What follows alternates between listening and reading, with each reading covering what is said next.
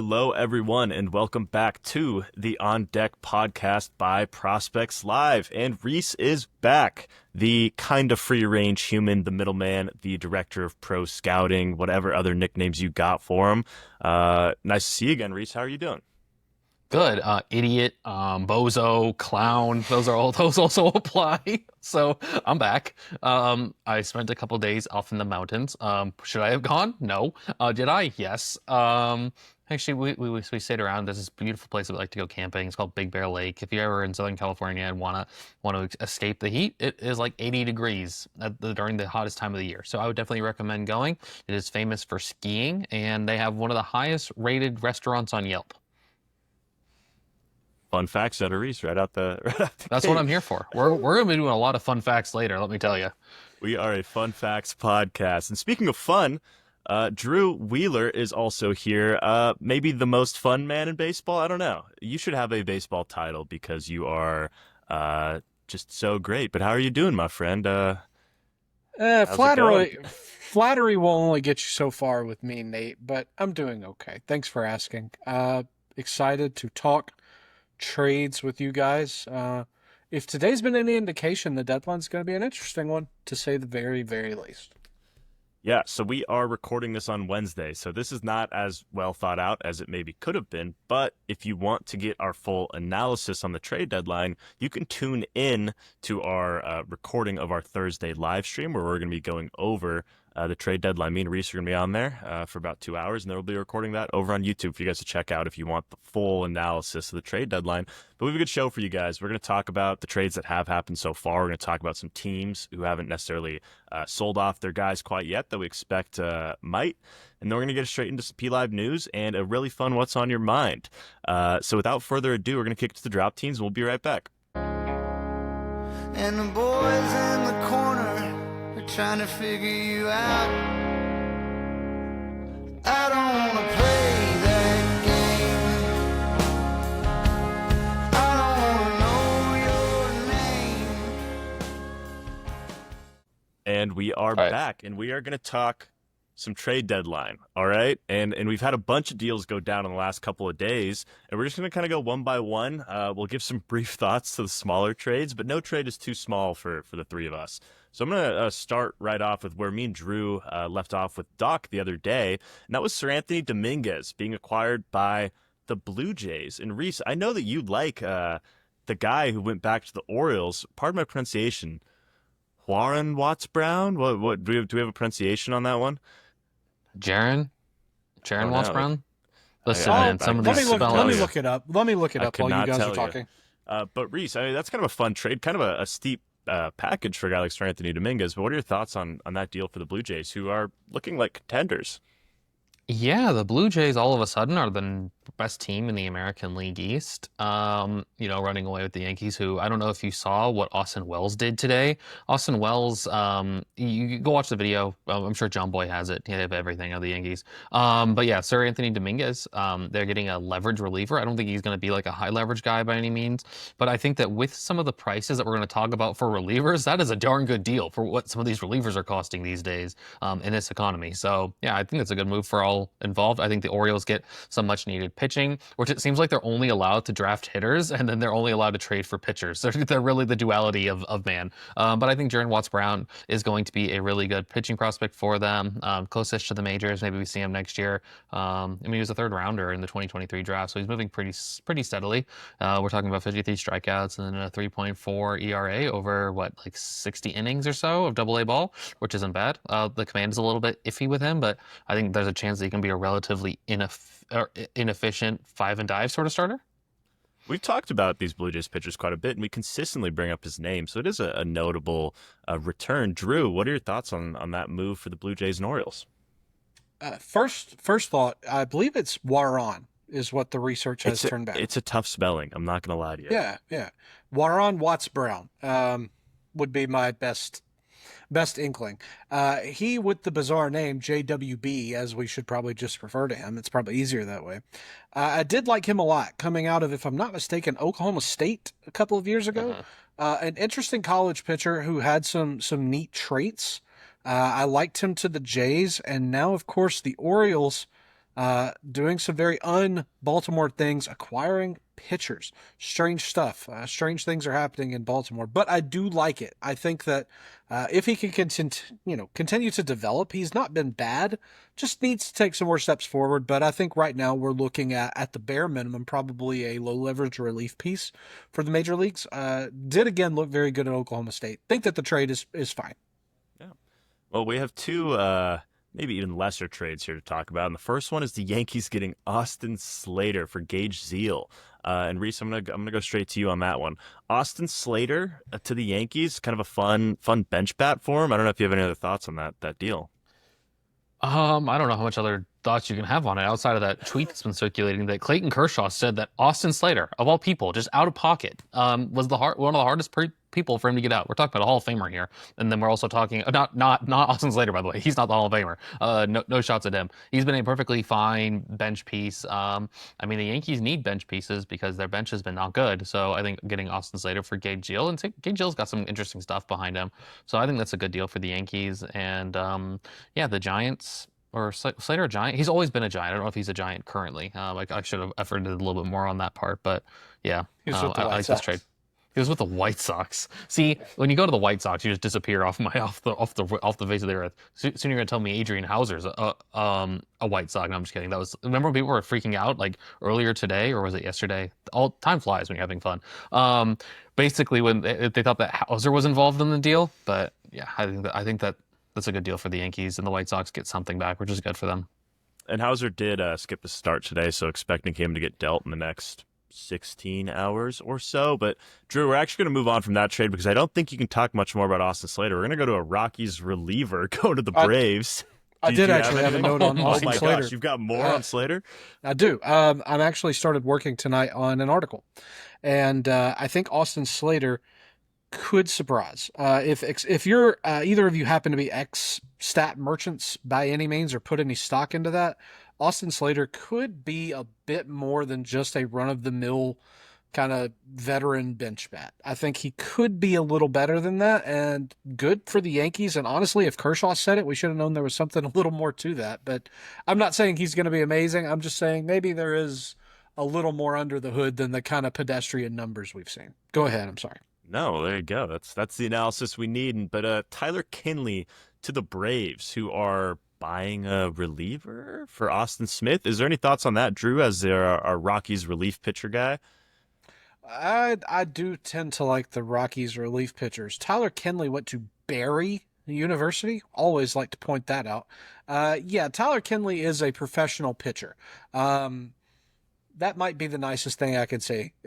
He has been mired in 3 straight seasons of just muck. Last year he managed 12 saves somehow. I do think that we're probably looking at a guy whose overall stuff will play up a little better outside of Coors. This is a guy whose slider is his primary pitch, slider cutter kind of guy. He'll be a perfectly cromulent, low-leverage reliever for the Braves. Well, if that's the nicest thing you have to say about him, I don't even want to ask Rhys about Tyler Kinley. So we're going to ask him about his favorite team, the Angels, instead, who also have decided to buy, in the form of Andrew Chafin and Luis Garcia, for Jake Eater and Sam Brown. First of all, what are our thoughts on the Angels buying Rhys, 2 relievers, if anything? And then how about that deal? What are we seeing there? I think this is the rare. There's not a win in this deal for either side. There's just a deal that was made. It's a lose-lose. No, I don't even think it's that. I think it's a meh trade. The Angels getting guys is certainly something they can do. Honestly, the Angels aren't even the biggest part of my concern. I have no idea what another team's doing, and I don't think people liked it when I lumped him in with the Angels. But we'll talk about that later. Chafin's fine. He's more known for his looks and having a fridge full of beer than his pitching ability lately. I believe he was DFA'd by the Tigers. Luis Garcia's fine. Perfectly cromulent player. He helps the Angels achieve whatever the Angels are trying to achieve. I follow quite a few Angels people because I do have the Angels as part of my coverage out here, and every game for the Angels is apparently a do or die game for them on how they're going to be buyers or sellers. So I'm very fascinated to see how the end of today's game goes for them. Every game matters. They might Every sell game tomorrow. matters. It just matters more. It's like Yeah. the SEC, but more important, the Angels. Los Angeles Angels, it just matters more. Drew, do you have any thoughts on our SEC Angels? Yeah, absolutely. Because it's SEC, I'm obligated to have a thought. And because it's Jake Eater, I'm obligated to have a thought. Longtime PLive listeners will remember Jake Eater was my original chew toy, if I can coin or copy the phrase used by my friend Eddie Almaguer. Still love Jake Eater. I'm really, at this point, I think he's probably just a relief piece, unfortunately. Gets insane extension. I think it's like more than like 6.5 feet of extension down the mound, but the velocity just has not recovered since his Tommy John in 2022. It was just a freak show season from him in Double-A for the Marlins at that point, but he has just bounced around. It's been very unfortunate, but the Nationals are looking for pitchers, and maybe he can stick in a pro bullpen for them. They did just lose 2 relievers. I don't know. I hate it for Jake Eater. Can I say something among friends? I did not know Jake Eater pitched in the major leagues this year, and I also did not know he pitched in the major leagues last year. So good for him. No, I'm being serious. Good for him. He'll get a chance in Washington, most likely, like at some point, right? Yeah. You got to think. I mean, and he's been consistently a starter in the minor leagues. Now, when he gets to the majors, he's been used out of the bullpen, predictably so, because I mean, even in the minors, over the last 2 seasons, his strikeouts just haven't been there. And I really thought that he could recover from Tommy John, but man, that 2023 season 2021 and 2021 season for Miami, straight to Double-A after being drafted out of Vanderbilt. I thought this kid was the truth. Very sad. Well, moving along to maybe 2 more exciting deals, if you want to put it that way. We had 2 Rogers get traded. We're going to start with the lefty Roger. Taylor Rogers and Sammy Stafford are going to the Pirates in exchange for Ke'Bryan Hayes to the Reds. Kind of an interesting deal there with the big contract on Hayes. Rhys, what do you got on that deal? What can you say when you have the ability to get a corner outfielder who doesn't hit for power and doesn't make contact? You have to do it. It's an interesting move for the Reds, honestly. I think that there's better third basemen out there. I don't understand this deal. I mean, for the Pirates, getting off the money is a pretty big deal. I mean, not that Ke'Bryan Hayes was getting paid a lot of money by any means, but for the Pirates he was. They pick up an interesting upside gamble in Stafford, and they get a chance of a piece that they might be able to flip later in Rogers. So I think this is a good deal for the Pirates, all things considered. It's a confusing move for the Reds, who seemingly always have too many infielders to keep a track of. But also, it's weird. They feel like they have too many, and then they also feel like they don't have enough at the same time because they keep getting like various shades of meh infielders. Because yeah, it's just a confusing team. I don't understand what the Reds are doing, but it's a good deal for the Pirates.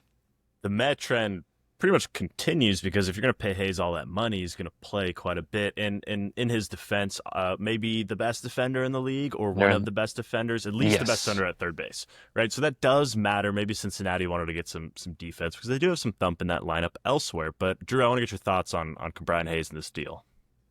We're going to hear, you're going to at home, you're going to be inundated with people saying, well, all Ke'Bryan Hayes needs to do is lift and pull. That's all he needs to do. Like it's some kind of magic trick he can just perform, abracadabra. If he could, then why wasn't he doing it in Pittsburgh? Now, obviously, we're going to see Great American Ballpark optimize a little bit of that. He is going to be able to have more, just by virtue of the park itself, shorter. Great American Small Park, as Matt Thompson calls it famously. I do think that that's interesting. That'll be a narrative that's pushed, but I'm very, very out on Ke'Bryan Hayes beyond his glove. He does have an exceptional glove. So.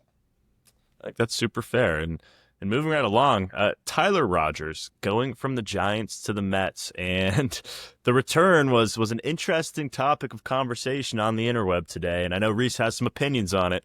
Outfielder Drew Gilbert, Blake Tidwell, and Jose Butto. And Rhys, I mean, a lot of people were saying that this was an overpay for a guy like Tyler Rogers. What are your thoughts on this deal?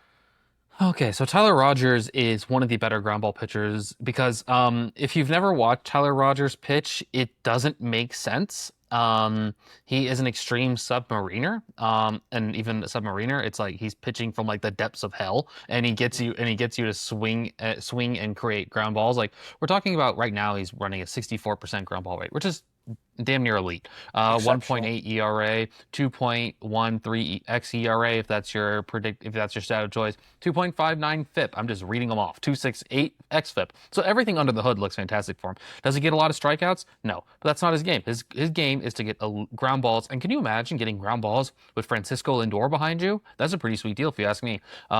And I just think that the Mets gave up prospects that have kind of stalled out, is the best way to put it. Drew Gilbert has his prospect status kind of peaked, honestly, when he got traded for Justin Verlander. I think he's been fine as a Met. I don't think that there's been anything there outside of people knowing him as a first-round pick. That I don't think he's proven that he is what people are getting outraged over. I like Jose Budo more than most when he was a prospect. I even fought to put him in the top 100, I believe, at one point, because I thought it was a good change-up and everything else. And it was just sort of he's just sort of stalled out at the major league level. He's a perfectly fine low-leverage reliever. Blade Tidwell is a fine 6 or 7 starter who can kind of come in and be a low leverage long man. Maybe he's sort of involved in a piggyback situation. I think ultimately it's a 340s, and I think people are acting like Drew Gilbert is something more than a 40 at this point. I think that's where some of the public perception is at. I mean, I'm willing to admit I'm wrong if Drew Gilbert, in his third organization takes a step forward, but I just don't see it. He's not a good defensive center fielder. He's not a center fielder at all, honestly. He's probably a left fielder, right fielder who doesn't hit for enough power to be anything more than a second division platoon piece. That was riveting. I was just watching in awe. Tyler Rogers with the 6th best ground ball rate in baseball. Interesting stuff. Drew, what are your thoughts on that deal? Do you have a different opinion than maybe Rhys does? I don't know that it's a different opinion. I just think that Rhys is more pessimistic than I am. I guess it's probably easier to, rather than speak on Rhys, say I tend to be more optimistic than Rhys in a lot of ways. I think that even still, it's very irresponsible of me to say different than Rhys did, because Rhys is likely correct. It's unlikely Gilbert is a major league contributor. He is probably at best a platoon corner outfielder. Jose Buto, as you referenced, Rhys, again, probably a low leverage relief piece, a current low leverage relief piece that replaces your Tyler Rogers, at least with a warm body in the major leagues, because he certainly won't, like you just said, Nate, and Rhys, you pointed it out very well as well. Rogers has been exceptional this year, but he is a free agent. So we're talking 3 months tops of Tyler Rogers for 340s. The points that I made in the chat for Prospects Live, I'll just make them again here because I thought that they were perfectly valid, and I'd love any pushback here on the pod, especially. Even if it is 340s, and I think Tidwell's a 45, Gilbert could be, but that's fine. That's neither here nor there. Those 3 prospects are still instantly 3 of the most interesting prospects in the Giants system. Now, is that more of a damning fact for the Giants system? Yeah, absolutely. Absolutely it is. Because these guys wouldn't be maybe even top 20 in like the Brewers system. I don't think any of us would disagree with that statement. But the fact of the matter is that for 3 months of a reliever who we probably would have called a 40 or maybe a weird look 45 at best, you have 3 different routes towards getting the exact same package back in the future. And at this point, I think that it was a smart move to play that upside on a guy who you're likely not going to re-sign, who's having if not a career year, a close to career year in Tyler Rogers. And it's awesome. He's such a fun pitcher. Like Rhys said, pitches from the depths of hell. It's ultra sub, super fun arm, and he's going to be a sick look in the Mets bullpen. And I hate saying that, but I do think that because of the shape of the Giants system, these guys will get a chance sooner rather than later. I mean, the Giants are looking at trading Verlander right now. So, what if Blade Tidwell is the 4th or 5th starter for the Giants the rest of the season, and he just enjoys pitching in a pitching park, or he enjoys something about the changes? I don't know. I think that there are avenues towards it being more than just a trade. I think there are avenues towards it being fine. So can So I actually agree with you. There are a lot of avenues for this to be fine. Drew Gilbert has to be added to the 40-man this offseason. So that made it an easy reason why the Mets traded him, because they weren't going to add him, right? And if we want to, we can get into this whole Giants discussion that I know I've been having, I think with Drew, and but it's just Tidwell might be their best piece right now because he can come in and just provide innings. It's not a great fastball shape. The slider's inconsistent, but when it's on, it's good. And I don't know. I think that I was seeing some of the reactions to this trade, and I thought that people were like, man, maybe they overrated some of these prospects. And I put out a tweet that I think Drew Gilbert has a chance to impact a major league roster in some way, in a 150 to 200 plate appearance sort of way in a good season. I think unless he takes some step forwards, which is very likely to happen with one of these guys who plays with their hair on fire like he does, if he takes a step forward, then I'm glad to eat crow and he's a 45. But it's just a weird, I don't know, maybe I'm too down on these guys, but. And then, if we want to talk about the Giants, I think that you talk about their top 10 system. The system didn't get any better with the draft. I think Gavin Keelan is a fine pick. I don't like him at that spot. And I don't care for Trevor Cohen. I don't care for most of the players they drafted, because I just felt like, was it Drew? We were talking before Pat the show, and I was like, it seemed like at every single pick, a point in the draft that they could have made an interesting selection. They didn't. They went in the exact opposite direction. So I'm starting to think that the Giants might be a bottom 3 organization in baseball. I'm not, and again, no heat at all. I think that this is such an interesting trade. And Rhys, you're right. I do want to give credit though to Jose Butto. I think he and Tidwell will make the greatest impact this year. I think that it's probably safest, and I dare say you'd agree with me, that Gilbert, while he could probably have the highest upside, is also by far the lowest floor. I think he's absolutely the riskiest of all three of these guys. I mean, Tidwell and Butto are probably low leverage guys. I mean, there's always the random uptick or bounce of, dead cat bounce, whatever you want to call it. I think Butto could be a 5 starter if everything works out well. Yeah, I mean, you could say that about he or Tidwell. Honestly, it's just it could happen, and if it's gonna happen, this is the team it could happen in and on. But no, I agree with you. Speaking of tweets, this one got 0 traction, so don't go like it now after the pod releases, or I'll know that you did it. I think what we can confirm is that Buster Posey is he's a Tennessee baseball fan after acquiring Keelan in the first round and then Gilbert and Tidwell. I think we know what Buster Posey is watching. GBO. Drew Gilbert reminds me of bad MLB Kellenick sometimes. That's my 2 cents on the trade. They feel like the same player sometimes. But moving right along, the Mariners acquired a lefty for the bullpen and Caleb Ferguson from the Pirates in exchange for Jeter Martinez, a pretty interesting pitching prospect. Rhys, going straight to you, this isn't, a needle mover by any means for the Mariners, but they got a relief pitcher that they needed, and the Pirates got back a good prospect in return. What are your thoughts on the deal? I think that this is a win-win for everybody involved. I mean, Jeter Martinez is a live arm who has some upside. I mean, there was a point where people really, really liked him. It's a good fastball. The slider shape shows well. He's getting decent results for a 19-year-old in single A. I mean, it's a 6.1 ERA, but we're talking about a guy who's striking out almost a batter an inning. The command's a little bit iffy, but yeah, I think he's going to be fine. I think that Jeter Martinez is a nice gamble for an organization that shows a good job of developing arms.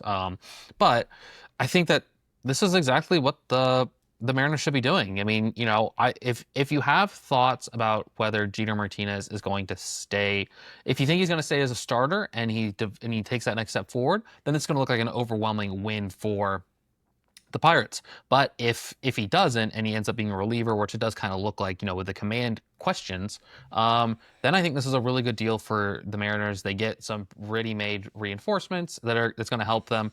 I think this is a good deal for all parties involved. I'm glad that your Mariners are making a push, because they probably need to add another reliever or two. I think one more is definitely possible. Drew, any thoughts on the Ferguson for Jeter Martinez deal? Yeah, I think Ferguson is interesting.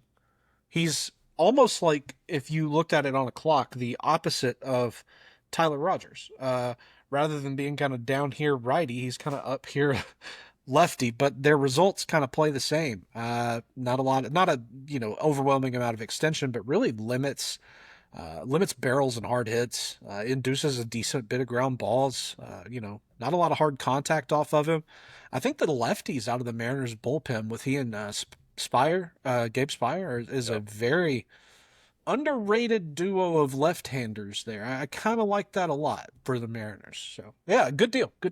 I mean, Spire has really been their only lefty this whole year, with Saucedo kind of struggling. Yeah. So Ferguson is actually a huge area of need because now we have two guys to deploy against lefties, and he'll probably slot in at like number 5 slot in our bullpen pecking order, which is a good thing for any team. But moving on to a more fun trade, the Phillies got their closer, Drew. The flamethrower Duran from Minnesota in exchange for Mick Abel and Eduardo Tait. We've talked a lot about both these guys being traded in different packages from the Phillies, and now it's finally happened. But I'm going to go straight to Rhys right here. Is this a win-win deal? Do you think the value is fair in this trade? I think that this is one of the rare times where when Dave Dombrowski makes a move, he does tend to slightly overpay. I think this is perfectly fine value. Are you going to sweat if you lose McAble a little bit? Yeah, if the command takes the next step forward, he's going to be really good. But he's also someone who could throw 100 pitches in 3 innings. So, there's that's level of worry with him. I mean, the stuff with McAble's pretty bonkers. It's just he can't consistently throw strikes. Tait's the upside gamble. I don't think you can ever really go wrong trading away low minors catchers who the ability to catch is very much a question mark. But the bat is fantastic with Tait. It may be 50 hit, 60 power. It's just he chases a lot, but I think that's sort of a issue of him being too aggressive at the plate. I don't think it's a pitch recognition issue.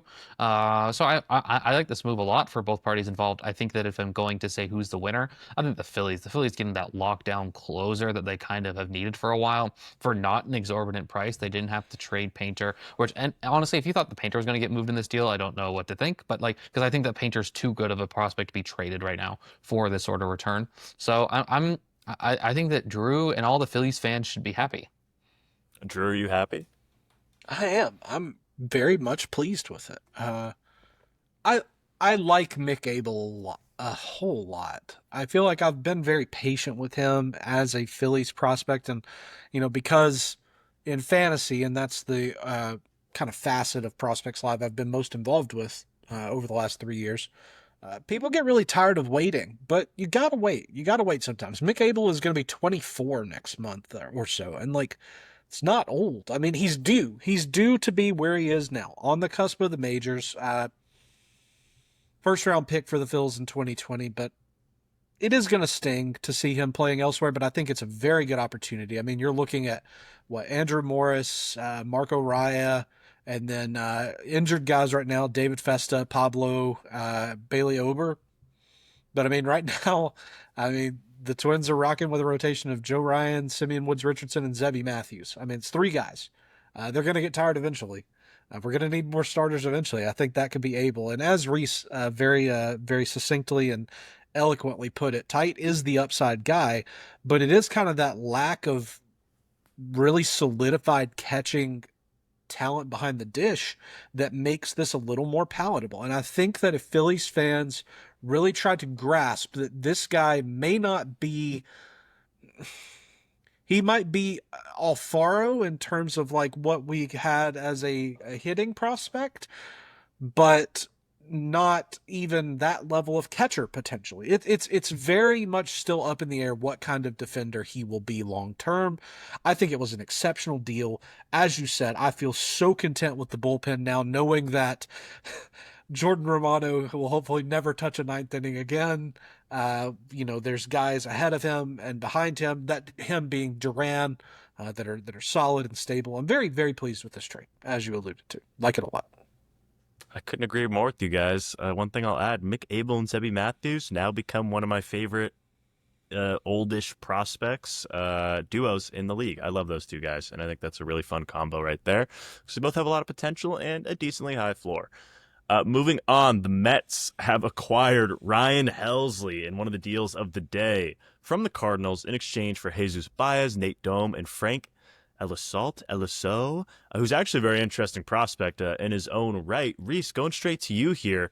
The Mets have a lockdown back end of that bullpen, getting ready to push their chips in for a World Series. What are your thoughts on this deal?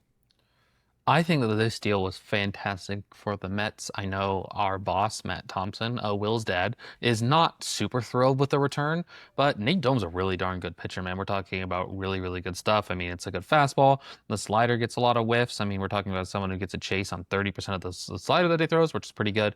Nate Dome's been really good. He's dominated people. It's been, or dominated, sorry, as I like to put on the daily sheet. Frank Elisett is a freak fastball. I believe it's one of the highest induced vertical break in all of minor league baseball. We're talking about pretty nasty stuff. I was doing a little bit of research on him for an article that I'm writing. Jesus Baez is a really nice. He's the upside gamble here. I think that he kind of has a chance to be. I don't think there's a plus tool there, but I mean, if he's a 50 to 55 defender at shortstop with 55 power and 55 burgers and 55 fries, we're talking about one of the better prospects that gets traded at this deadline. I mean, he's a really, really interesting prospect, and I think the Cardinals did really well here. It's not Troy Melton like Matt wanted, but I think that this is a deal that kind of helps the Cardinals bolster what is a decently good farm system. Yeah, Drew, what are your thoughts on this move?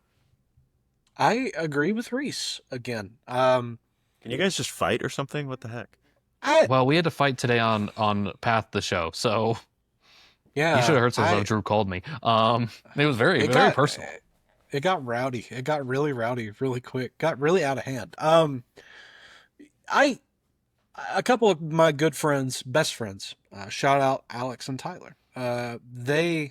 They are both very big Cardinals fans, and in our group chat, we were talking about this return, and they were all like, what do you think of these guys? I said, Baez is exciting. It's going to be fun to support him now that he's out of the Mets. But, I think Dome, as Rhys said, has dominated. He's been exceptional in his first pro season after being drafted from Mississippi State. Eliso, I think, is certainly a reliever, but as Rhys said, the one thing that I could see just from, a quick searcheroo is the fastball is kind of nutty.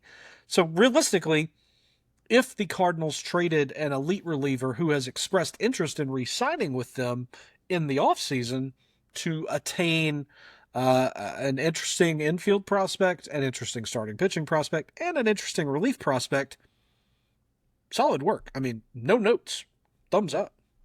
I thought it was a great trade, pretty even, which we've seen in a lot of these deals so far. I mean, what deal has been the most lopsided so far in your guys' opinion? Just to sidetrack, has there been any that just stands out as a complete weird move? I can't think of one off the top of my head. The most lopsided move is that someone had to pay anything to get Adam Frazier. No, honestly, I don't think there's any lopsided deals so far. That's all been kind of, I think that some of the trades, mostly, there's a lot of Mets people on Twitter. So their reaction to that trade makes it seem like it was an overpay. It wasn't really. But that's just me personally. I don't know if Drew disagrees or agrees with me. No, I agree. I think if honestly, the only trade that I feel like has felt like a lopsided was Nate, your Mariners getting Josh Naylor. I feel like that return felt a little light, but I mean, there's always a dip of the toe before a jump into the pool, and I feel like that might have been that kind of a move in terms of the trade deadline as a whole, as opposed to any indication of what's to come or what may happen with even those two teams. I mean, we know the Mariners, as you alluded to, Nate, they still have some work to do. The Diamondbacks still have pieces to sell. So I think that theoretically, based on the increase in perceived fairness of shit, what's up? Nate, you're gonna love this. Eugenio Suarez, you are a Seattle Mariner. Yes! Oh, wow. There's 3 trades that's happened so far. I'll fill everybody in. I hate being the guy who's on their phone. How insane is it that I just said that? Those 2 teams, and then they trade. How insane is that? We don't have a St. package Louis, yet. Yeah. Also, take a drink every time someone says package. I have to stop myself from giggling every single time I see the word package. That's a different thing entirely, though.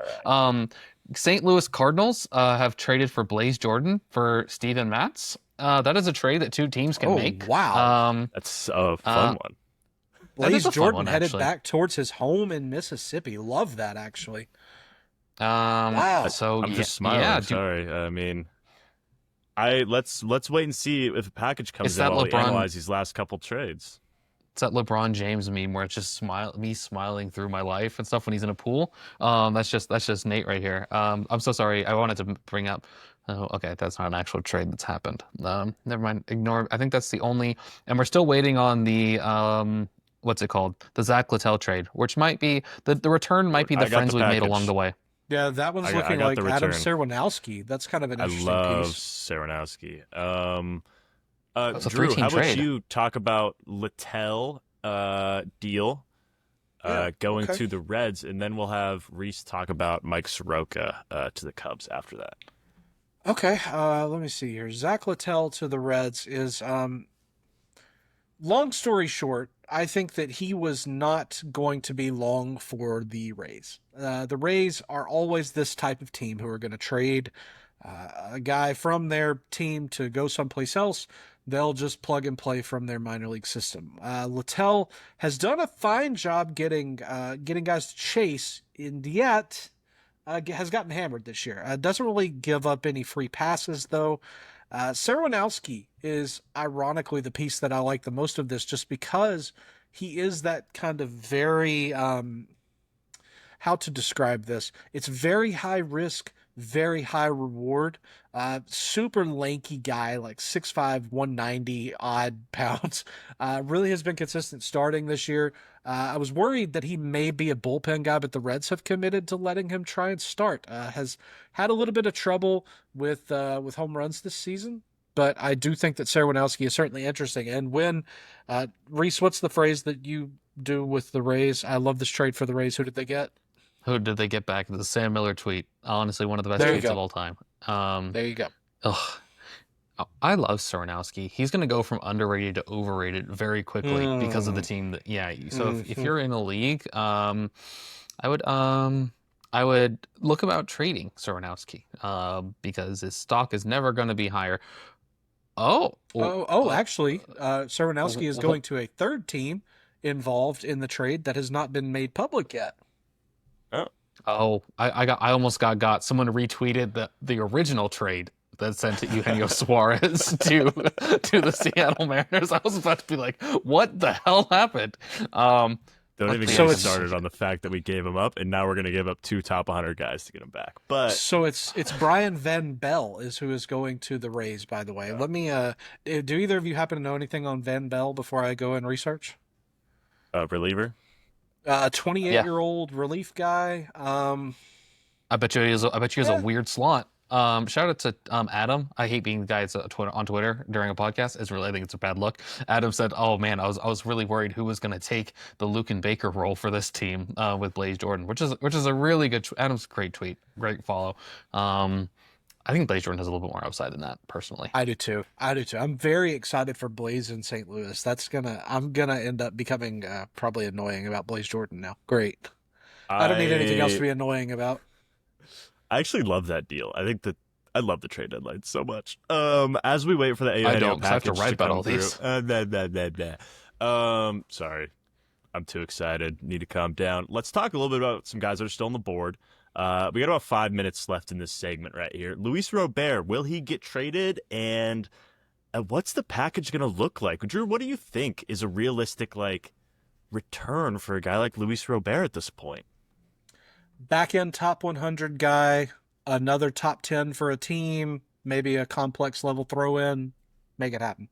I do think he gets traded. I've said this before, and I've looked foolish before, but I do think it happens. It makes sense for it to happen. I think that Robert could help a contender, and the White Sox just need more pieces. They need more pieces to churn and see what, we need more spaghetti to throw at the wall at this point, honestly, in the South Side. And it kind of pains me that I said we. I guess that Drew becoming a closet White Sox fan thing is coming to fruition. I kind of love it. Hey, you have the shirt. I do have the shirt. I already have the shirt. Not to I have a jersey too. You have a White Sox jersey? You have a White Sox jersey. Oh, Are you gosh. okay? Do we need to do a it's wellness check? it's a Jermaine Dye jersey. It was my uncle's. I That's do kinda love cool. it. That's It's very cool. Okay. I thought you bought. I thought you bought one like from the past 2 or 3 years. I was like, No, who would you even buy? no, Robert Benintendi? no chance, no chance. It would have been Jake Eater, honestly, if I'd have bought one. But no, it's a Jermaine Dye jersey. Underrated storyline in the Blaze Jordan trade, reuniting with Heim Bloom. That's just an interesting thing. Oh, Kind of fun when I love a good reuniting. Is that the word? I mean that's one of his boys. You got to think though, Yeah, Nate. that- You're that's absolutely his right. guy. Like that was an overslot dude that the Yeah. Red Sox picked when Heim was Tyler- in control. Tyler Yeah. Locklear and 2 pitching prospects are going back to Arizona in the Eugenio No, Suarez not trade. Ryan Dude, Sloan. Not Ryan Sloan. I told you Tyler Locklear was not long for Seattle today, Reese. Dude, he got Pat- called I up today. He's I said that. I was like, this is an audition. I told Where did you see Reese. that? Sorry, this is horrible Um, podcasting, guys. No, it's great. Honestly, during the I trade like deadline, this is the sort of stuff that people want. They Tomorrow's want to live hear stream people. is gonna be fun. Shout out to Daniel Kramer. He is not a Seinfeld character, apparently. He has Mariners coverage for MLB.com. So I'm going to assume that he's at the ballpark or in the mountains. Rich, you and me both, brother. Hancock is gonna be one of them. Yeah, Oh sure. my God. And then Ugh. I think the other one. It It depends has to be on how something big good. they drove up the price. It's Sinche or Sloan are the only good guys left. That should be Walter if you- Ford. It's going to be the vanilla missile. Self-proclaimed Ford, vanilla missile, by the way. Ford in Arizona makes a lot of sense here. I think that's an interesting reclamation project that Seattle can cut bait on, and Arizona may see enough upside. Michael I do- Morales, Chia Shen has been really good in the system. I'm just in my Mariners Twitter group chat right now reading what they're saying. 3-way trade, Jeff Passange's tweets. Nope, sorry, that was the Soronowski's going to the Dodgers. Oh, the Dodgers just insert themselves into this trade. They get what the hell? They What get is the best player in happening? this trade. They just get to show. They just get to show up and get. We can't use the phrasing that we used on episode 1 that has never been included in the pod. But we all know. No, what we're but thinking. there's a TikTok that I have that I bookmarked for you guys, and you guys are gonna love it. Anyways, we'll talk about that in this off air. But Adam, I'll break it down. The Dodgers receive Adam Soronowski, right-handed pitcher Paul Gervais, Ben Rodervert. Rays receive Hunter Fiducia, Brian Van Bell, and the Reds receive Zach Littell. That is such a weird trade. What are the Dodgers doing in this trade? Like, Hunter Fiducia is fine. They just show up and they're like, hey, by the way, we're going to get the best prospect in this deal. It's like when the Brewers got the Contreras guy for just being involved in the trade. They're like, hey, we need a third team in this. Like, do you want a Story Ruiz? We don't. So Hey, we got stuff. Y'all trying to make this a 3-way trade? Yeah, sure. there's a really good Lonely Island song if people want to listen to that. I think this is a family-friendly Yeah. podcast, so I'm not going to say what it's about. But we still haven't heard anything on the Eugenio Suarez outside of Tyler Locklear. That has to be one of the good pitching prospects, right? I think Sloan Has has to to be. be in it. I think Sloan has. I think- don't think he'd give up Sinche, just because I don't know. I would I'd rather give up. see him- I'd rather would give up rather- Sinche than Sloan. Yeah, St. Joe for sure over Sloan at this point would be what you've got to be hoping. I was supposed to go watch Sinche on Saturday, so now my plans have been I've canceled. I have missed the opportunity to go see Ryan Sloan because I would like to see my pitchers throw more than 60 pitches in a start. Is where I've drawn the line. If I'm driving out that far, you got to throw more than 60 pitches in a start. I Someone understand just why they're doing said- it. Sorry. Go Someone ahead. just said the headliner of the deal is Tyler Locklear on Twitter, Tyler Locklear. Interesting.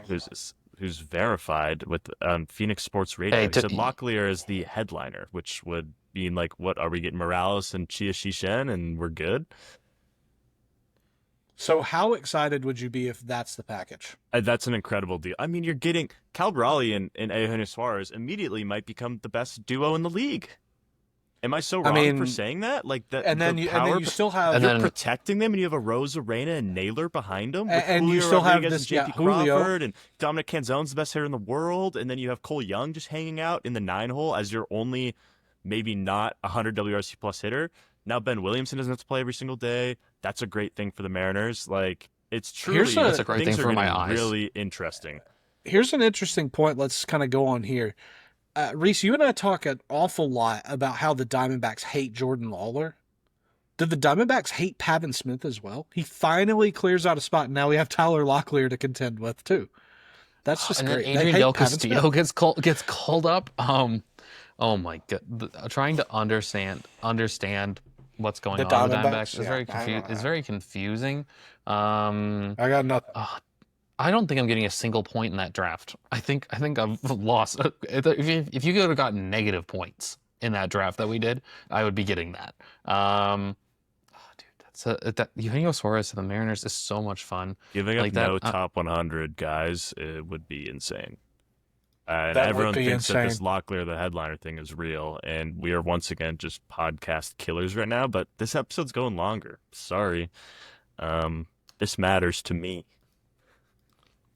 This matters to The Renata. Dodgers getting me, Soronowski is like pissing me off. I don't even know. There's just so many That interesting is- things going on. They just walk that is in. an optimization dream too. Just They literally beautiful just stuff. walk in and grab like the hottest girl at the bar, just and show up, and they just walk in and leave with her. That's for that trade. They're just like, hey, we need a 13th. I was just like, well, we'll take the best prospect in this trade. Oh, dude, it is such a the trade deadline's the best. I think people should just do live 24-hour Kai Cenat level streams on the 24 hours leading up to the trade deadline. I'm gonna pitch that to Ross. ESPN just posted a Photoshop of Eugenio Suarez in a Mariners jersey rather than using a picture of him in a Mariners jersey 2 years ago. I was gonna say that's one of my favorite things. Is I always think about sometimes when I'm really on top of it on Twitter, I just will when that's the situation that happens, I just post it and it gets a couple likes. I enjoy it, but ESPN's gonna do what they're gonna do. Dude, what the hell is this trade? Guys, I think we send it to a brief pause here, and when the package gets revealed, we will probably still be recording, doing what's on your mind, and we'll come back to it. Does that sound like a good deal? I always love to reveal a package. So we are going to cut that. We're going to be better podcasters now. We're going to take it to a quick break right here, and then you will hear our Eugenio Suarez package discussion. That was even worse. Right after this. Okay, Eugenio Suarez package is incoming at lightning speed. Tyler Locklear, Hunter Cranton, and Juan Burgos. Oh, it's a fleece. Oh my gosh, get out the Rhys, vest. who's Juan Burgos? That's a question. Who is Juan Burgos? He pitched for the Mariners this year, but he is like a AAA guy. Like, he's nothing much, in my opinion. Hunter Cranton could be a great leverage reliever. I'm totally fine giving up a minor league reliever who you signed way under slot in the 4th round last year for Eugenio Suarez, and Tyler Locklear, who I'm not sure is an everyday first baseman. So, I mean, Eugenio Suarez package, guys, I think that the Mariners, this might be the first steal of the deadline after what people were mocking this trade to be, 2 top 100 prospects. They didn't get any top 100 prospects. I don't know what your thoughts are on this deal now, knowing this information, though. Rhys, you got any thoughts there? I can't believe this is what it cost for the best bat on Eugenio Suarez has been fantastic. I was hoping that the Tigers hitting him in the hand would drive down the value, and the Tigers would end up keeping him. But no, apparently they're not playing chess while everyone else is playing checkers.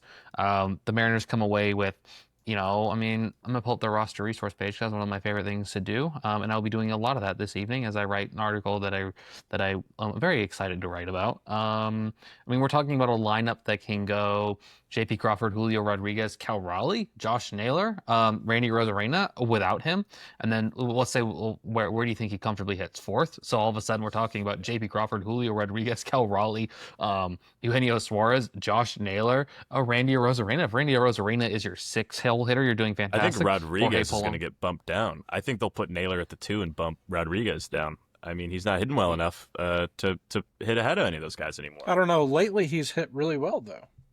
Rodriguez? He's hit a couple home runs since the All-Star break. That's better than what he was doing.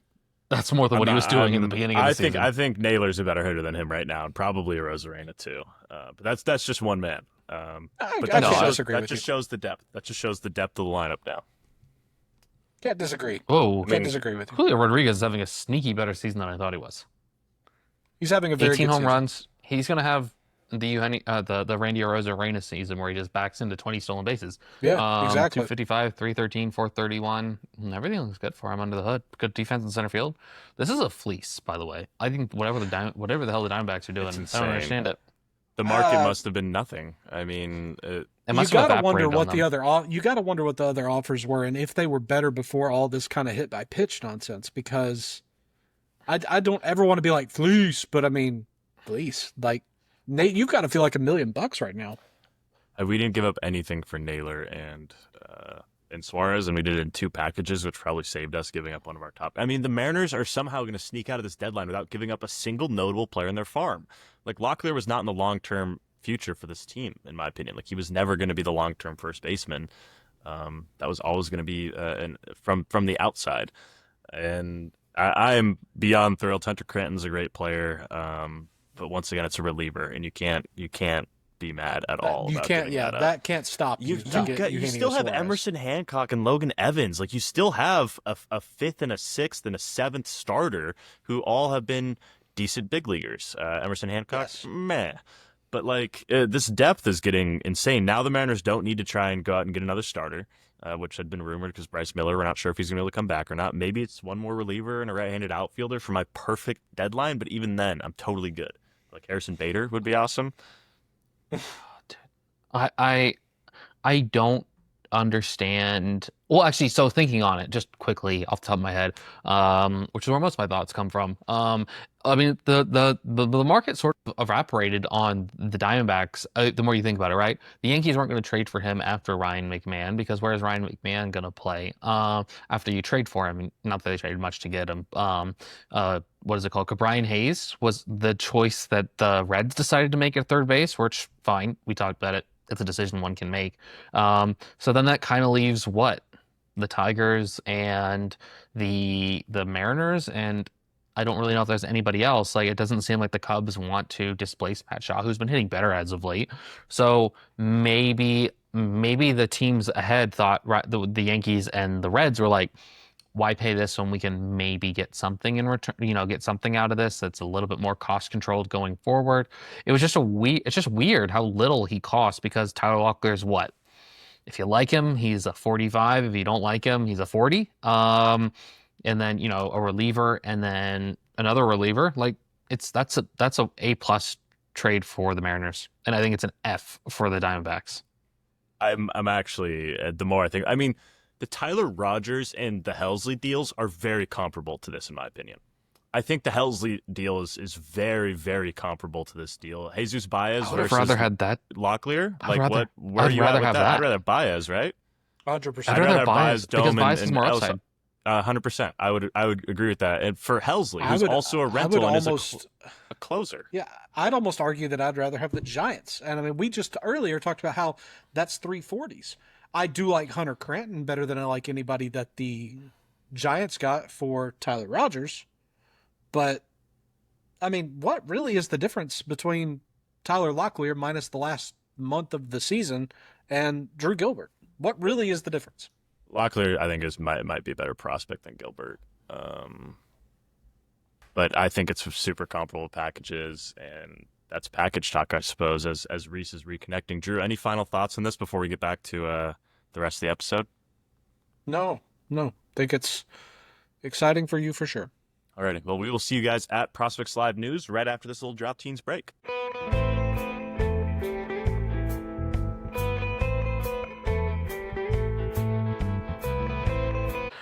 Thank you, the Drop Teens, for that very, very good musical interlude. And we are going to do on what's going on over at Prospects Live. We had one of the biggest articles that I think we've had on the website in quite a long time. The Future of Pitching, presented by Nate Rasmussen, with a very good. There's a lot of stuff going on in this article. Honestly, I believe we actually made it free, so we can definitely make sure that everybody is able to tune into that one. And there's That's like when a college offers a free course. Go study. Don't be a dummy. Go read that. Yeah. Yeah, Harvard has some of their programming and classes on the interwebs for free, so you should go take those. Go along with that. There has been fantastic undrafted free agent analysis. Shout out to Joshua. He is real. We know that he is a real person because he has now written for us. Tom Gates is up with his 3 up, 3 down series. We have the top 600 fantasy update has gone live. The Diamond Dynasty Diamond Diplomas, say that 3 times fast, has been rolling through. We have the daily sheets. We have everything that you want for what some might say is 3/3 the price of a cup of coffee over at Starbucks. And with that, who do we want to go for what's on your mind? Oh, Drew can't go with first. Nate. Nate says, let's go with Drew. What is on your mind, my friend? We kind of were talking about it, and I can't really think of anything good. So let's talk about Halloween costumes that we've worn as adults. Um, I made an image I need to try to find for you guys to show you some of my costumes. Anyway, before I do that, let me just ask, Rhys, Nate, what's the best costume that either of you have worn as an adult? I don't go too all out for Halloween. Don't really care for it? No, I enjoy it. It's just I'm more 4th of July guy. I'm also not Yeah, like you a big, referenced I'm not a that. big party guy, so I feel like Halloween's a party time. I'm not a party guy, not a function guy like Reese. I was a banana. I've been a banana every year because you have to have like 3 costumes if you're in college because it's a week-long freaking thing, which sucks. So I always go as a banana. Normally I go as a cowboy because I don't want to go buy a costume and I have all the things for that. Um, I don't. I think that's all I got. I went as a sexy nurse one time. Sorry, That's a mom. good costume. It was yeah. I wore the dress and everything. Yeah, me Yeah, and the no, totally. boys. Yeah, that was a tough look. As But opposed to an unsexy nurse? yeah, I went as yeah. It's super ironic that you were talking about one of your costumes being wearing a dress because I'm looking for one of my favorite Halloween costumes of all time involved me wearing a dress, and I'm struggling to find it now. Oh gosh. Reese, what about you? Some of your better Halloween costumes, sir? So I love Halloween. It's a lot of fun for me. In the past, I have painted myself blue with cheap acrylic paint, and some might say I overdid it on the paint. I painted parts of your body you don't really need to get painted, and I got a terrible rash as a result of it. I have bought a green morph suit, and I have gone as Green Man from It's Always Sunny, and I've also gone as Eric Andre's Bird Up character. I bought a fake bird. I don't know what happened to that bird that evening. I also don't remember the second half of that evening, if I'm going to be frank with you guys. I thought you I were a like green Halloween. man. I was Green Man. I was Green Man, but I was also Eric Andre when he did Bird Up. If anybody has seen Eric Andre show, that's one of my favorite shows out there. I went as Green Man too. That suit got ruined because I was drinking out of it. I'd wear it all, and then I would just drink whatever adult beverage I was drinking at that function. And yeah, that's what I've done for Halloween as an adult. I don't really think I've done anything else too crazy outside of giving myself terrible rash and ruin a morph suit. Okay, I finally found a picture of this, and Lord, it's terrible quality. Okay, there we go. There's the picture that I was looking for. Okay, I'm going to show my phone to the camera for you guys, but then I'll send Nate the photo that he can put on the screen if he wants to. So this was my inspiration, Taylor Swift, circa 2021. And then my costume, Drew as Taylor Swift. So That's I great. can't tell the difference. it's honestly, yeah, it's, I mean, pretty immaculate. So, yep, all you freaks at home, get good use out of that. There you go. But I've also been Dr. Cube of Kaiju Big Battel. Let's see. Last year, we went as a thing for work, and I was Drew Carey, and everybody else was Price is Right because we're lame. I don't know. Halloween's fun. Costumes are neat. We're apparently going to have a Halloween party this year, and I have 2 ideas, and I'll say this quickly so that we can move on. I either want to be Frankenstein, like with the bolt neck deal and like some face makeup and like just look dead, or I want to be incredibly well dressed for the first half of the party, take a drink of something mysterious, disappear, and come back as Mr. Hyde. So essentially be Dr. Jekyll and Mr. Hyde at the same party. I love that. I don't know what I'm doing for Halloween this year. I don't know if I have plans. Well, you can both come to I our don't know what I'm party. doing tomorrow, so I'm not planning out what I'm doing in October. I will It'll be create a a hell costume of a from whatever drive. I own, and that, or be a banana again. That's probably the most likely option, sadly. you go. Guys, considering something here, what if we all send each other Halloween costumes, white elephant style? Ooh, Lord, that could be interesting. All right, okay, shoot down my idea. It's fine. Rhys, what's on your mind? No. Whatever. I'm joking. Sorry, my eyes are glued to my phone because we still haven't seen the Suarez package, but you guys have already seen it, so that's why we are. I'm not It's going not to apply. getting. It's not getting any better. I'm not going to apply for ad revenue on this pod. I think we're going to make this be a free one. No ads. You're welcome at home. You're welcome. All right, what's on my mind? I asked the boys to draft. I didn't know what to think of because I wanted to be involved in the episode. I was hoping that they would call me. I was prepared. I had my phone off Do Not Disturb, which if you guys don't know at all, my phone's almost always on Do Not Disturb. But I always respond right away, so I don't know why I put it on there. So I asked the boys to draft what they perceive to be my pet peeves. And we'll go off and we'll list. Drew said an animal who does not think about prospects. And if we're being honest, I did not listen to that episode yet. I often wonder why that's a big pet peeve for me because that is basically one of my only bits. I went to a zoo to continue this bit, and it did not get the traction I thought it was. Doc said when people think that Will Ferrell is funny, I actually think Will Ferrell is quite hilarious. If you guys want me to stop at any point when we can discuss why you guys might think this, why you might think this is a pet peeve for me, we can do that. I think Will Ferrell is hilarious. Elf is one of my favorite movies. It is a Christmas staple. If we are ever going to do a Christmas movie draft, it is 1-1, and I won't hear any other nonsense. Yeah, if we want to dive into that, or do you want me to keep going? I think we should do our Christmas movie draft in August. I think that's a great idea. No, I'm sorry. Keep going. That's going to play so well on the SEO. Nate said slow walkers. Do you know what Danielle walks very slow. I love her very much. She's not super slow, but she walks slower than I do. I got places to be. I got things to do. And I'm a quick walker. Nate says when the music is too loud at the function. Sometimes I wish functions didn't have music because the music some people have is not great. Doc said when people eat weird. That could be taken in any sort of way because I did not listen to that podcast. Drew said excessive cargo pant pockets. And I agree. Excessive cargo pant pockets are not my thing. I think pants should maybe have 3 or 4 pockets in general. You have the 2 in the front, the 2 in the back, and you can have a side secret pocket. We all know that I love Lululemon, and they tend to have secret pockets everywhere. I'm fine with those, I guess. Full moon while camping. It's just too. My logic was it's just too bright. You love camping, but if the moon is full, it's just too much light when you're trying to sleep. Yeah, I'm a pretty light sleeper, mostly because I take melatonin every night. So, yeah, I don't disagree. But the full moon is nice. It's nice to see. But also, you don't get a chance to see the stars and everything. And when you're going camping, you get a chance to see things, in the sky that you don't normally do. Doc said when people lick their lips too much, I lick my lips a lot, and I constantly do this thing. I've noticed watching us is where I scratch in between my like my upper lip and my nose. So I don't know. Maybe I'm my own pet peeve. So, Nate, with that, what is on your mind? Guys, we're doing it. The guys have been wanting to do this for a while. They've been wanting to help me out in my dating life, so they're gonna make my hinge now that I'm back in Eugene full time. And maybe Drew and Rhys are gonna get me a girlfriend. So live on air, I have a photo album that you guys can pick pictures from. I picked about 40 pictures of myself, which are the only pictures of myself that I do have. And that's a lot of pictures for a man. I know, right? That's a lot. 40 pictures like is a lot. Baseball helps, I suppose. But am I a Nate or a Nathan? Is the start here? You're a Nate.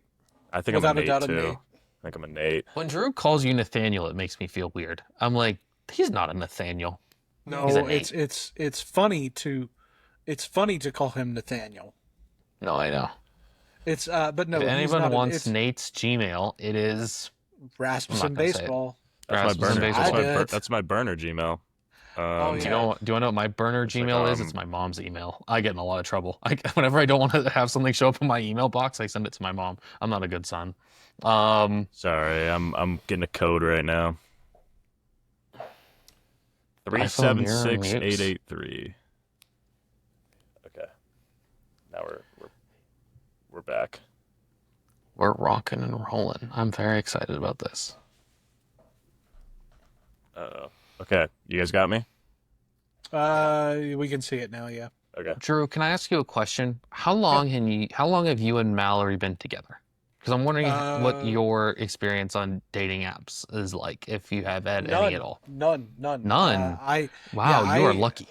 I am. I was just about to say I am blessed to have never in a million years had to use a dating app. I will say though that I'm very interested in this for Nate. I think that Nate is, for better or worse, this is a great way to do this for him. But Mallory and I have been together for 14 years. So 14 years. That's as long as Nate's been alive. yeah, it is. Sorry, I'm locked in. What gender describes me? I'm gonna go man on this one. Man. I do think that you should show your pronouns on your profile, and I think that that's a good move. But I always you can do that think later. that's a good move. I throw everything on not visible, and then I figure out what I want people to know about me. Who do I want to meet? I'm gonna go with women on that one. I'm a pretty vanilla guy.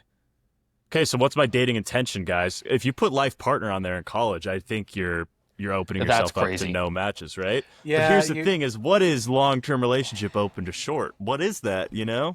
That means I'm here. I don't know why. Yeah, exactly. I don't know if I want to be open to multiple options. I can you select multiple options here? It's gonna be one. Oh wow. Okay. Prefer not figure to out say. what my Feels vague. That feels vague. It feels very serial killer-esque. Figuring out your dating goals? I want you to get suppose. lots of matches. I want you to get I do matches. too. Okay. I do too. Because this So we're isn't something where I'm playing around. I'm being serious. Yeah. I'm I'm not going also- to send you guys every woman that likes me. Like, it's just kind of how it goes from here on out. Like, you guys are now, this is you. Yeah, the share more about what you're looking for. Are you trying to do that right now? I have always, theoretically, on this app, when I have been on it previously, it's always been less is more. Okay. So, but this is your guys's, and what do you think 22-year-olds are doing? I'm not seeing a whole lot of people share more information in my age range. That's where I'm coming from. Yeah, you're still figuring out who you are at 22. I'm different than I was at 22. Likewise. Monogamy was is too. the one where you only like one person, right? And then non-monogamy is the other one. Yes. Hey, we once talked about an episode of House Hunters where there was a throuple. So if you want to be in a throuple, Nate, no judgment. Okay, are you a hinge six? Where did I say the term hinge 6-footer? Was that on the live stream? Was that on a We've definitely podcast? talked Was it on about it. Path the Show? 7 foot. I didn't know we were building. I didn't know we you're were Will building Thompson. Will's dating profile. I'm a true 6 foot, and if I'm wearing the right shoes, I'm you're a a 6'1". So we're gonna go 6 Okay. foot. But here's the problem: 6 foot opens me up to 5'10" controversy. So if I you're think you have to go 6'1", 6'1". if you're 6'1", you're not 5'11". You know? Yeah, you're 5'8". I'm just joking. No, if you're 6'1", then you're actually 6 foot, and anything above 6'2", you're actually that height. Honestly, Yes. but once you get to 6'6", you start to round down because. So I'm a we should do 6 Will. foot 6'1", right? I'm a 6 foot 6'1", and that leaves no criticism for the people who think I'm 5'8". We still haven't confirmed whether you're 5'8" or not. You give off 5'8" energy. No, I'm just kidding. That's the meanest thing this is anyone true. could ever say to someone. What is your ethnicity? Ooh, that's I'm what I white. put. White / Caucasian. We're going through the weeds. I have 2 kids, and I'm joking. What are my family What are your- plans? You see, this is where I'm like, this is something I wouldn't Not sure. normally put on a dating profile. Open put to no- I would- children. What if I go open non-visible? Oh, I'm open to children, No. non-visible. to children, non-visible? Okay, because okay. I don't Wait, want wait, to. wait, We so- can change that children- later. We can change that later. No, because The are you? streets. Are you interested in dating someone with a kid? Like, you're very mature for your age, so streets maybe you of are ready Seattle. for that. Reese, Where- I do not want to date someone with a kid. No, that is Okay, I don't blame you. Everyone's entitled to. I didn't want to either. Which once you start getting past, when was the last time I was on a dating app? I was 20. Danielle, I've been dating for 2 years. So yeah, I was like 26. Even when you start getting to that point, people start having kids. Where do you work? So I think I could just skip where do I work. I don't really want to say that I'm a college coach / a scout. I think that if you Let put me ask this, Nate. podcaster, that's gonna get the women. Go ahead. Yeah, I'm a podcaster. You What if I don't seem put very where? hesitant. You seem so hesitant to share about yourself. Why? Oh man, I don't know. Those are the real questions, aren't they? Okay, because I'm really hesitant to put my stamp of approval on this because this is not a photo of the Nate Rasmussen that is a real catch for the ladies. This is Hey, you're a college coach. This is a guy trying to be too cool for freaking school. You need to be Nate. Nate gets the dates. A fool acts too cool. What if I put what I do but not where I work? Because Sure. I theoretically work at the small Christian school that could have bad connotations on the streets of Eugene, if we're being honest. Okay. So then, yeah, what's your job title? I think baseball coach, Is you have scout someone on cooler your than team. baseball coach? baseball No. scout, baseball I coach think- slash scout. I mean, Director of amateur scouting. Having director at your age is pretty cool. Although it's That a is big a good title. Because I put direct. What? No one else was direct. No, yeah, just telling you, you actually didn't get that job. You have someone on your team. They need to really reevaluate the way they spell our combined name. By the way, REECE. That needs to be changed. I'm sorry, we can't have You're that. looking at the And Bushnell roster right now? I am 6 foot, 175 pounds. You really rounded up on that weight. You look like you're 6 foot, 150. No, I was- I was- mean gust of wind could do some damage to Nate Rasmussen. Pre-surgery, I was 175. Post-surgery, I didn't lift. And I'm probably like 165, 170 now. Are we going with Director of Amateur Scouting as my job title? Is that cool? No, I think that what is your position at Bushnell called? I'm technically a assistant Director coach of Nate slash- Rasmussen. Yeah.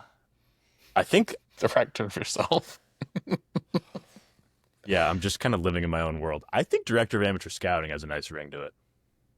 okay. Okay. This isn't me, though. This is you guys. This is you that guys. also opens up a lot of questions because I guarantee people are going to be like, amateur what? Yeah. Let me Okay, tell we you. have I mean, it's- I have some serious questions. How do you say this name? Nate, you probably know the name. ERYX. Eric's. And guys, we are here. Okay. This is the that fun took stuff. long enough. I so love prompts. I Photos first. I made a library of Hinge pictures. How do I find this? Is that it? You scroll back up. Hinge, right here. Yeah, there you go. All right, guys, we're gonna go through these, and you're just gonna give me a yay or nay. This is every picture I could find of myself. Why is the AI picture of me and What? Drew in this folder? No, that's Actually, boring. do you guys see anything in here? Your think first this picture is- has to be you playing college baseball. I actually 'Cause agree. then- I think that then you're showing off to the potential mates I also that really you like have that one in of your you in the bloodlines. cowboy hat. I like the one of you in the cowboy hat holding up the pink phone. That's super lighthearted. Oh, And this? like we're on a bit of a lag, but that's very lighthearted, and you look handsome in that picture. That's also. number The 2. mustache looks good. I agree. I think the baseball one, then that one are Do my you two guys favorites. want the one of me pitching or of me catching the ball? I personally think I look jacked in this one. Go with I that think you then. look good You in that feel one good as about well. it. You feel You confident do- about it. Okay. You do have your pants, unless you have They're like tight. the smallest torso. No. Like they're really high up. They're like coming up to like your nipples. It looks like you look like you have like a really small. I'm a long-legged fella. Go that one, and then pink phone, and then your Okay. PLive Do you guys want underneath. context on this one? Sure. I was at a Megan Maroney concert, and she liked my Instagram story. That's awesome. And then I thought she was going to fall in love with me. Didn't end up happening. That's why you're on Hinge.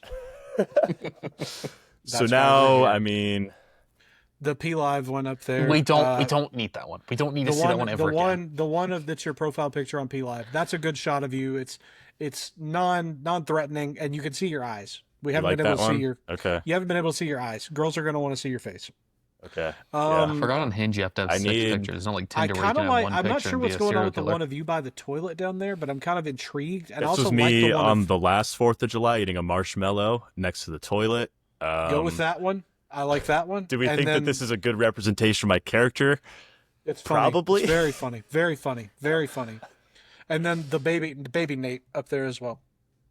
Maybe Nate in the I cowboy don't think hat? you want to. I don't think you want to. I don't think I don't know about baby picture or throw up picture, if I'm being honest, guys. But Yeah, Don't do the baby find the picture. future. We're trying to find the future Mrs. Nate Rasmussen. So, well, then true. she knows what a baby could look like if she's one of those people that does. I kind of like that Nate, what- one. I don't know. I was gonna point at my laptop. This is how you know we've been going on for too long. And you know what? I have to write 2 articles tonight, and I have to write the daily sheet in the morning. You by the bridge is nice, Nate. Do by the bridge there by yourself. you like that one? Do I need a friend picture in here to show that I have friends? No. Okay. I think that's the dumbest thing in the world. You play on a baseball team. You clearly have friends. You're going to talk about your podcast at some point because that's cheesy enough to play. I'm telling you. Don't overthink it. All right, okay, what else This, are we this doing? is do an not- exercise in overthinking.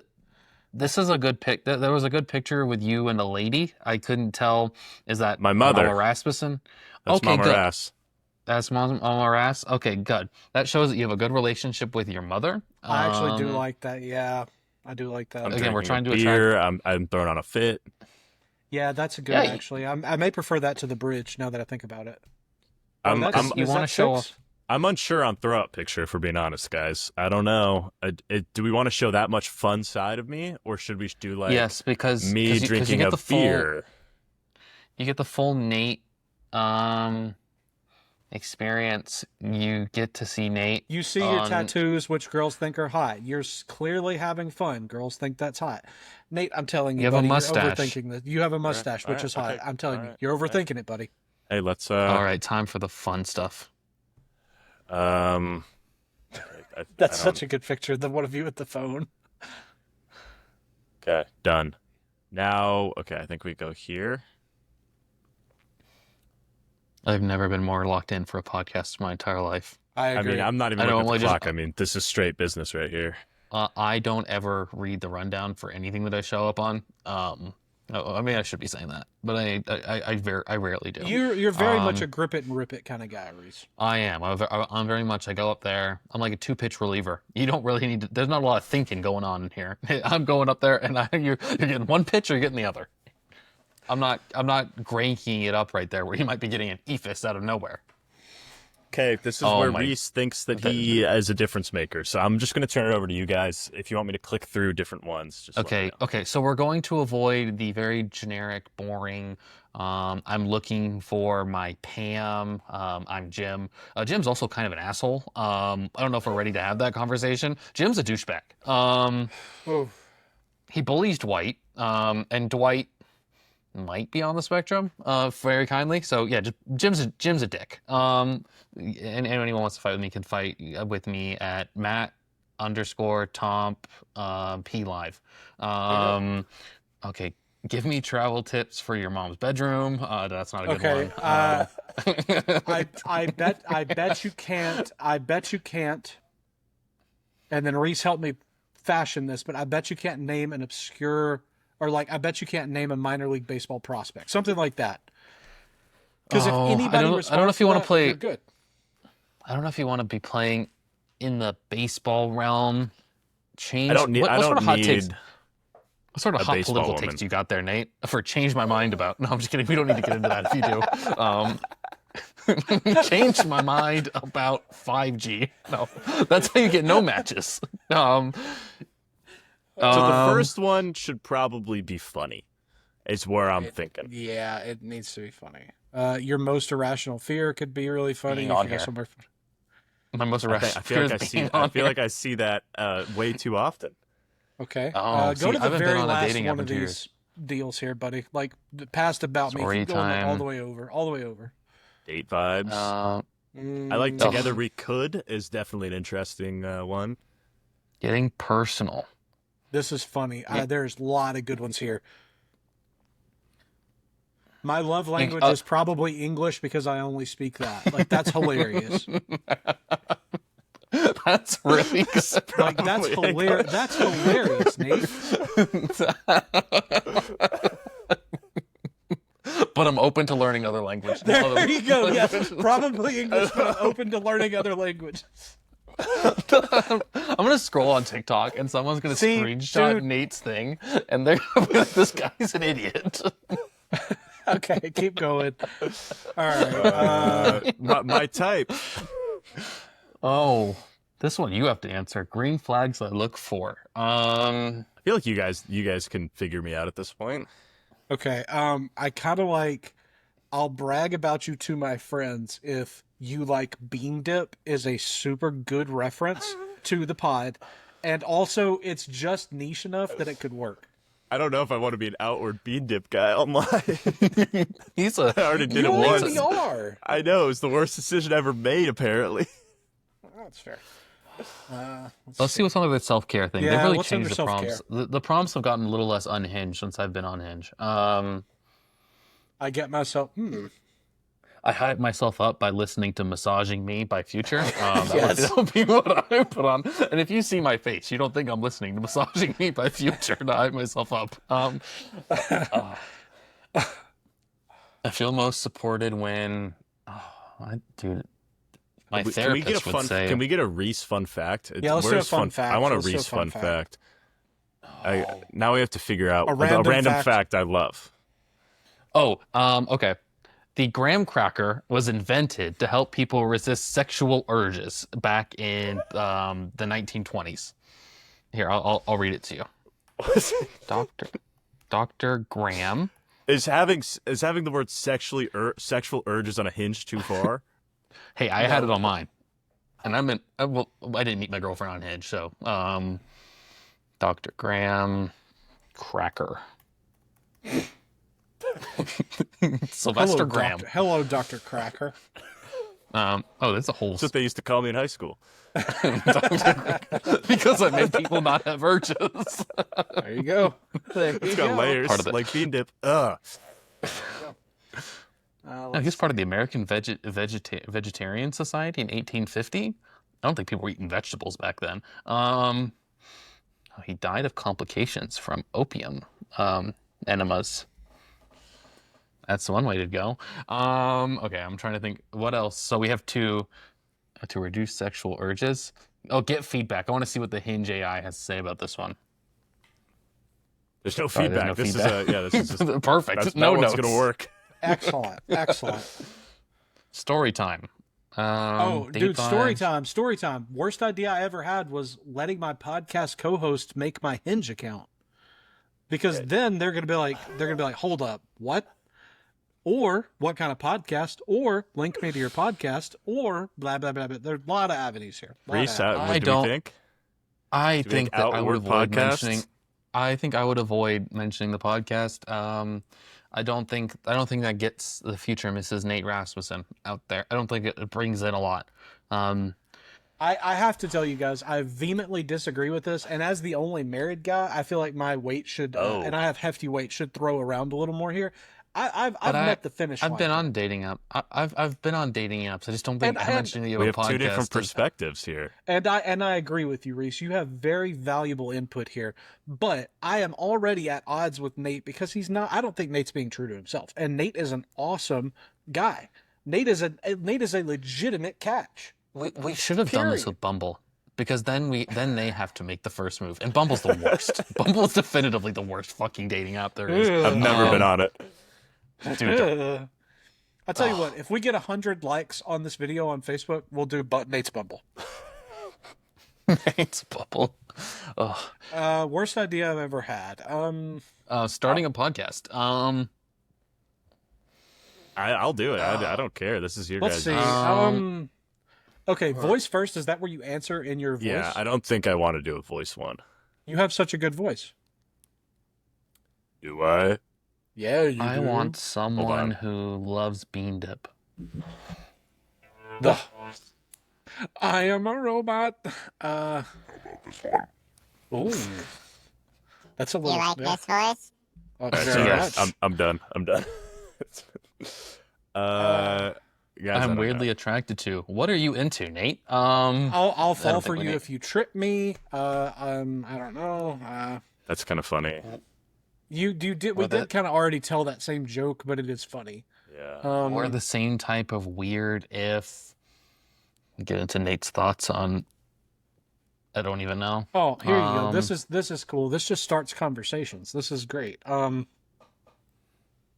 bet you can't do a 20-round mock draft. Because I can't. I can.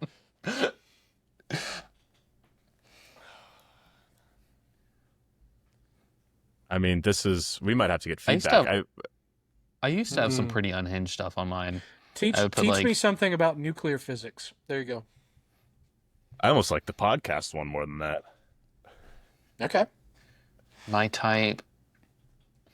What are you looking for? What are you looking for in the future, Mrs. Nate Rasmussen? Yeah. Dude, I want a little wife. That's a lie. I love tall yes. girls. Both of my exes were 5'10". Both of my exes were also named Ella, and they looked the exact same. So Nate has a type. He only wants to have to remember one name. Green flags I look for 5'10". If your name is Ella, if your name is Ella and you're 5'10". There has to be at least one in Eugene. I mean, that's the most common name. Yeah. That does narrow my market. Yeah.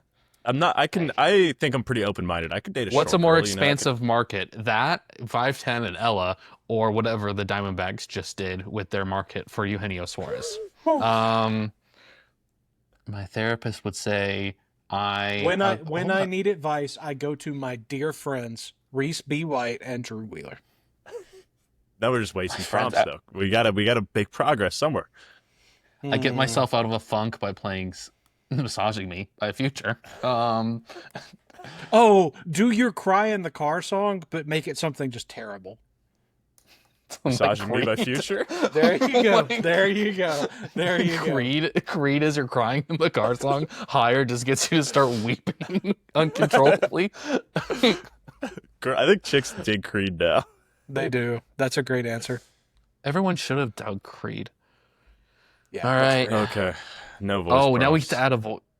Gotta do You really want to add a voice prompt? Yes, 100%. Okay, give me a sec. I don't want to subscribe now.